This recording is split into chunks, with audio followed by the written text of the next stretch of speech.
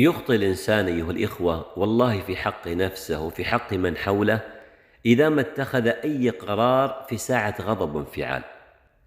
الغضب أيها الإخوة وارد في الحياة، ولكن إذا أردت أن تتخذ قرار فإياك أن تتخذه وأنت غاضب، لأنك تأكد أن هذا القرار الذي ستتخذه والله لن يكون حكيما ولن يكون سليما، بل والله ولن يكون في صالحك.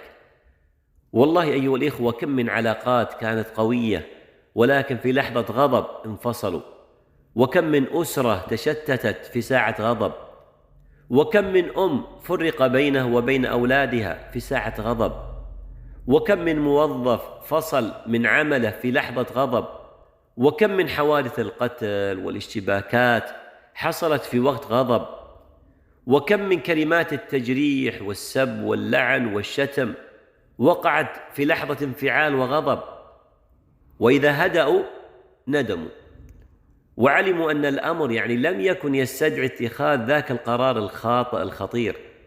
لكن للأسف بعد ماذا قد لا يكون لندمه أي فائدة في كثير من الأحايين، مثل الماء إذا ما انكب على الأرض فإنه يصعب جمعه في الإناء مرة أخرى، ومثل الرصاصة إذا انطلقت من المسدس فإن إعادتها إليه أمر مستحيل. لذلك والله فإني أنصح نفسي وإياكم بعدم اتخاذ أي قرار خطير في لحظة غضب وانفعال. وتذكر وصية النبي صلى الله عليه وسلم لذاك الرجل الذي قال للنبي صلى الله عليه وسلم: أوصني. قال له: لا تغضب. قال: أوصني. قال: لا تغضب. قال: أوصني. قال: لا تغضب. كررها عليه مرارا. والنبي صلى الله عليه وسلم يقول: ليس الشديد بالسرعة، إنما الشديد الذي يملك نفسه عند الغضب. وأخيرا أقول أيها الإخوة، الغضوب ليس محترما بين الناس، يفقد احترامه ويبتعد عنه الناس.